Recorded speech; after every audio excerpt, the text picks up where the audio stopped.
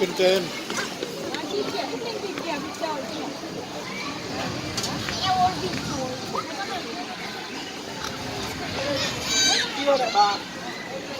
Như này anh chú bỏ lắm.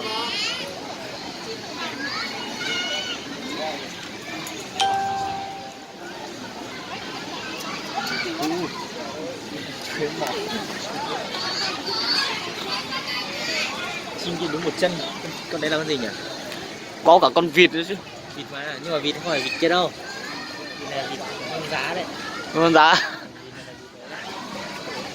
Trời ạ. Có một loại vịt thứ hai này. Không phải là này. Đây bàng à? Đại bàng.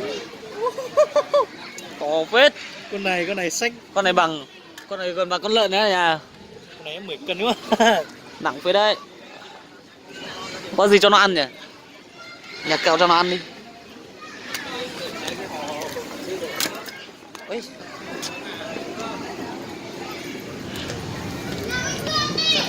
Đi đâu? Người chị nhìn bé bé nhỉ?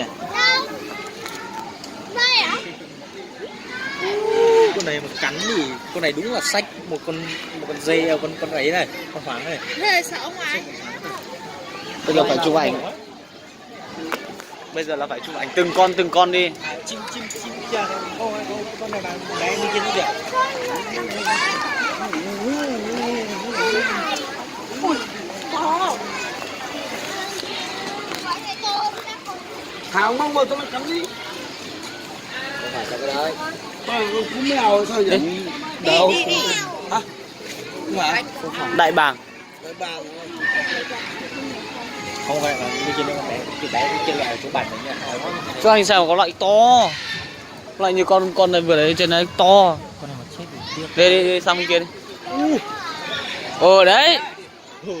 Đấy. Vào cái kìa. Ba con này không ai mổ, không con nào mổ con nào sao nhốt nhau nhỉ? Kìa đấy, đi xin kia. À, được. Con này con là hình như là mẫu là trong nổi vài hả? Mùa trang vòng bối cả. Tận hai con trên kia nữa nhá. Ui to lắm. Ở đâu nhỉ? Bay nhỉ? Đây. Con này sải cánh ra to. Nó xuyên sau rồi. Nó sẽ sống đông nhiệt đủ nữa. Tuấn ở sau thế lo về tia.